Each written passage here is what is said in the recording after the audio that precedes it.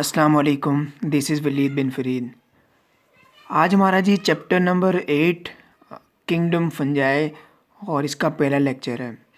Kingdom fungi को हम kingdom of recycles भी कहते हैं, याद रखना। इसका दूसरा नाम किंगडम ऑफ रिसाइकल भी है। और इसकी स्पीशीज़ की बात करें तो अप्रॉक्सीमेटली 10,000 स्पीशीज़ जो है फंजाई की अभी तक डिस्कवर हो चुकी हैं। और अंदाज़ा लगाया जाता है, एस्टिमेट लगाया जाता है कि फ्यूचर के अंदर बहुत सारी और भी स्पीशीज़ की डिस्कवर हो सकती हैं। वैरायटी की बात करें तो ये फंजाई हमें बहुत जो है वैरायटी में मिलता है। इसकी वैरायटीज़ बहुत ज़्यादा है, तो इसलिए जो है ये हमें इसके नंबर की बात करें, स्पीशीज़ की बात करें तो बहुत ज़्यादा हैं। और बहुत ज़्यादा और बहुत सारी स्पीशीज़ की डिस्कवर भी हो सकती है। वैरायटी में हम पहली बात करें तो नोटोरियस फंजाई। नोटोरियस होता है जो नुकसान देने वाला, धोखेबाज फंजाई, नुकसान पहुंचाए। तो नोटोरियस फंजाई में जो हैं ये क्या है, रस्ट और स्मर्ट हैं, जिन्हें हम जो है ये मोस्टली क्या करते हैं, ये आपकी वीट्स, कॉर्न्स और राइस को तबाह करते हैं। और उसके बाद जो है ये मोल्ड्स की बात करें तो ये इम्पोर्टेंट क्रॉप और फूड स्टफ़ वगैरह पे जाके अटैक करते हैं।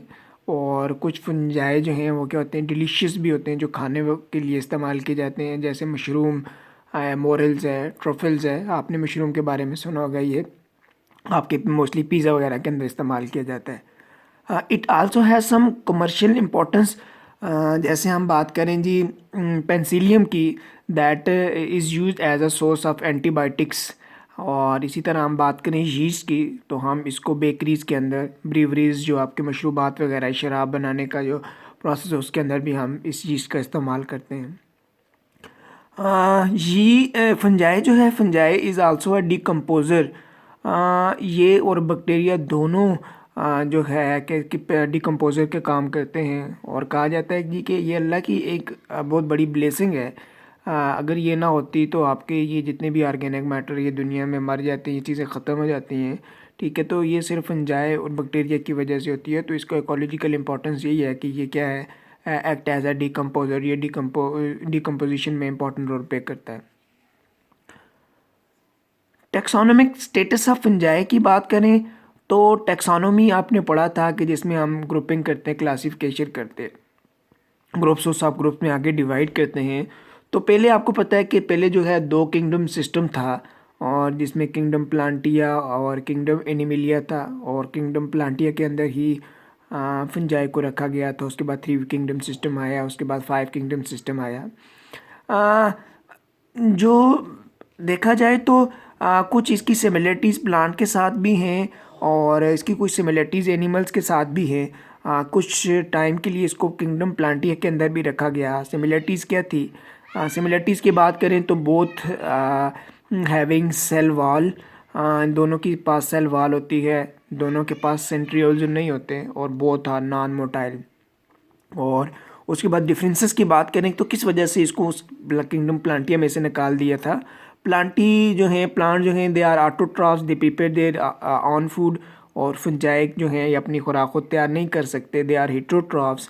और प्लांट्स की जो सेल वाल है that is made up of cellulose, और फंजाई की सेल वाल काइटिन से बनी होती है। प्लांट्स के अंदर न्यूक्लियर माइटोसिस नहीं होती, फंजाई के अंदर न्यूक्लियर माइटोसिस होती है। न्यूक्लियर माइटोसिस क्या है? ये सेल है, और इसके अंदर जो न्यूक्लियस है, जो इनका जेनेटिक मटेरियल है, ये जेनेटिक मटेरियल डिवाइड होता है। ठीक है, तो ये इसकी माइटोसिस, मतलब कि माइटोसिस आपको पता है क्या? तो किसकी माइटोसिस हो रही होती है? न्यूक्लियस की माइटोसिस हो रही होती है। तो ये वाला प्रोसेस जो है ये सिर्फ किसके पास होता है? फंजाई के पास होता है।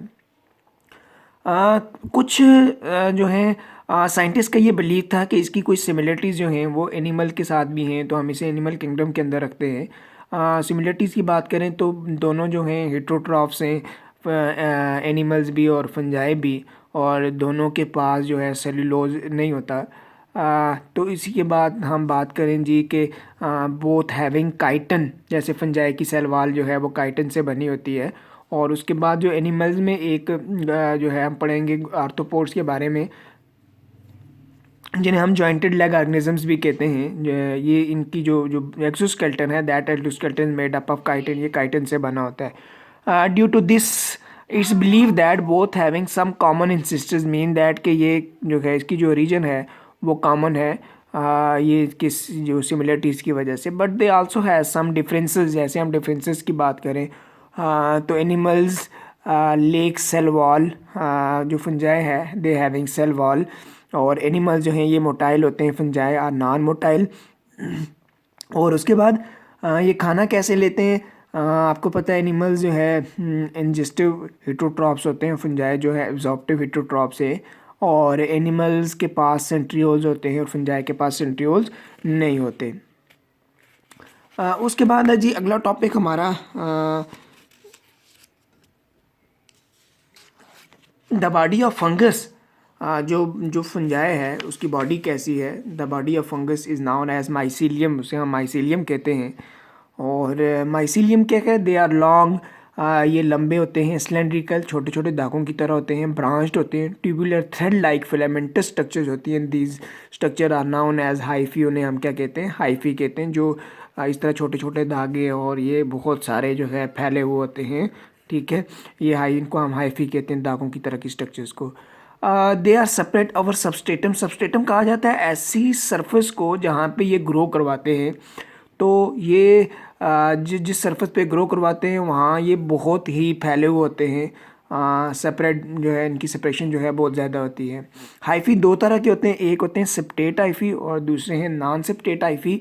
सेप्टेट कहा जाता है सेप्टा मीन के क्रॉस वॉल, और ऐसे हाइफी जिनके जिनके पास क्रॉस वॉल्स होती हैं, जिनका साइटोप्लाज्म जो है डिवाइड हुआ होता है by cross walls, that cross wall is also known as septa, इन्हें हम सेप्टा भी कहते हैं। और नॉन सेप्टेट हाइफी जो है को इनोसाइटिक हाइफी भी हम इसको कहते हैं। दे लेक सेप्टा, इनके पास किसी किस्म के कोई क्रॉस वॉल्स नहीं होते, ठीक है। ये act as an individual cells, ये पूरा एक सेल है और इसमें कोई अकेला अकेला सेल नहीं होता। इसमें आपको नज़र आ रहे होंगे ये एक सेल है, ये एक सेल है, ये इसमें ये जो है इंडिविजुअल सेल के तौर पे काम कर रहे होते हैं, ठीक है। और जो है इसके अंदर बात करें आपको नज़र आ रहा है दैट हैज़ अ न्यूक्लियस, इनके पास जो न्यूक्लियस है एक भी हो सकते हैं, दो भी हो सकते हैं। और ये जो हैं non septate hyphae they are elongated, they having multiple nucleus. और अब देखें इनकी जो साइटोप्लाज्मिक मूवमेंट है, आप देखें यहाँ से कोई चीज़ आती है तो इसके अंदर मूव करती है, ये बड़ी इफ़ेक्टिव होती है, बहुत ज़्यादा होती है, क्योंकि यहाँ जो है अंदर किसी किस्म के कोई क्रॉस वॉल वगैरह नहीं होते। और इसके बाद यहाँ हम बात करें तो इनकी भी साइटोप्लाज्मिक फ्लो होती है। मतलब यहाँ से कोई चीज़ अगर इधर आ गई, फूड आ गया, तो ये पूरी बॉडी के अंदर मूव करती है। और कैसे मूव करती है कि इनकी जो क्रॉस वॉल्स हैं, that cross walls contain some pores, सुराख होते हैं छोटे छोटे, इन पोर्स के थ्रू मटीरियल जो है इसमें से पास हो जाती हैं। इसी वजह से जो है ये जो हाइफी हैं ये रैपिडली ग्रो करवाते हैं। और जहाँ जहाँ पे फूड हो इनके पास, जहाँ पे पानी हो, ये वहाँ पे क्या कर सकते हैं, उनकी जो ग्रोथ है वो ज़्यादा होती है, बड़ी बड़ी तेज़ी के साथ ये ग्रो करवाते हैं। They are also known as metabolically active, mean that they grow very fast.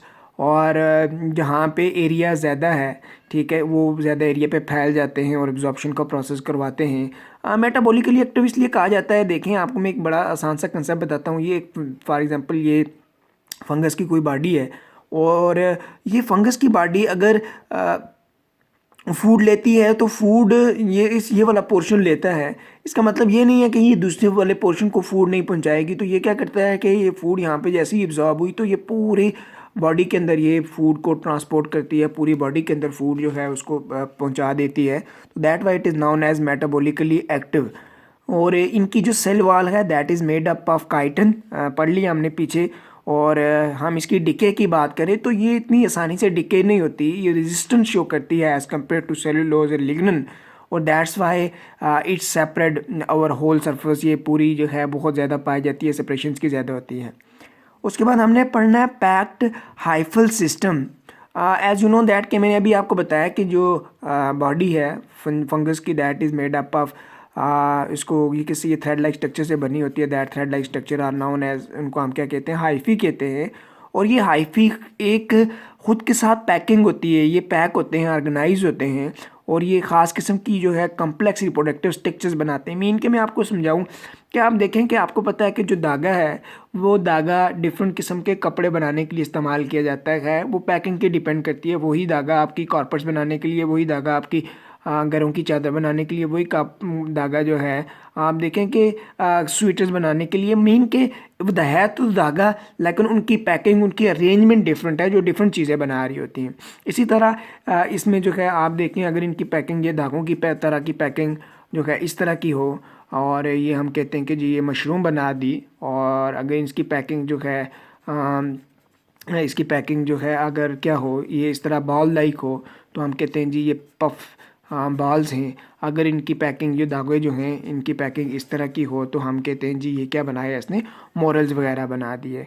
और उसके बाद एक जो है याद रखना अपने कि यीस्ट जो है that is non hyphal unicellular fungi.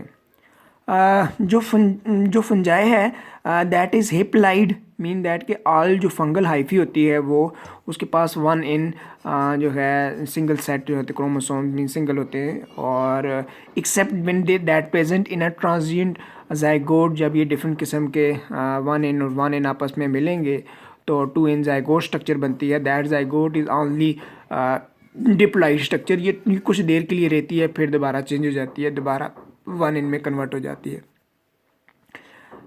उसके बाद एक ब्लॉक के अंदर एक कंसेप्ट लिखा हुआ आर्मुलेरिया के बारे में। जो है ये आर्मुलेरिया जो है दैट कैन ग्रो, इसका जो सिंगल माइसिलियम है वो 1 किलोमीटर तक एक दिन के अंदर ये ग्रो करवा सकता है। That is armillaria. That armillaria is pathogenic fungi, mean that it can cause disease cause कर सकता है। और ये डिजीज़ कहाँ काज करता है, कोनिफर्स जो है पाइन्स वगैरह के अंदर, जैसे एग्जांपल पाइन वगैरह के अंदर ये क्या काज करता है, डिजीज़ काज करता है, उन पे जाके ये क्या कर सकता है, अफेक्ट करता है। और they form a central clone, mean that ये सेंटर में होगा तो इस तरह ये सर्कुलर क्लोन बनाएगा इस तरह ये। और ये इस पॉइंट को हम कहेंगे point of focus, central point है। और ये पॉइंट ऑफ फोकस से बाहर की तरफ बात करें तो ये 15 हेक्टेयर तक ग्रो करवा सकता है। और 1 हेक्टेयर जो है 1 हेक्टेयर जो है वो आप 10,000 मीटर जो है मीटर स्क्वायर के बराबर होता है। तो आप कह सकते हो ये कितना बड़ा है, ये कितना ज़्यादा है। और आपकी बुक में लिखा हुआ कि शायद ये सबसे बड़ा जो है it would be A one of the largest organisms. इसलिए हम इसको कंसीडर लार्जेस्ट ऑर्गेनिज्म इसलिए नहीं करते क्योंकि जैसे हम फॉर एग्जांपल हम बात करते हैं एक बुक है, और वो बुक किससे बनी हुई है, वो बुक जी उसके अंदर बहुत सारे 500 पेजेस हैं। तो हम हर पेज को एक रूम के अंदर फैला दें, अलग अलग कर दें, तो हम ये नहीं कह सकते कि जी ये क्या है कि ये बुक रूम से बड़ी है। सिमिलरली इसमें भी यही होता है कि ये फैला हुआ होता है, तो that's why it's looks like huge या बिगर ही आपको नज़र आ रहा होता है, बट ये लार्जेस्ट ऑर्गेनिज्म नहीं है। होप सो आपको ये कंसेप्ट क्लियर हो गए। अगर कोई क्वेश्चन हो आप कमेंट सेशन में पूछ सकते हैं, और चैनल को ज़रूर सब्सक्राइब करें और कमेंट करें, और आगे दूसरे स्टूडेंट के साथ भी शेयर करें। Thank you so much.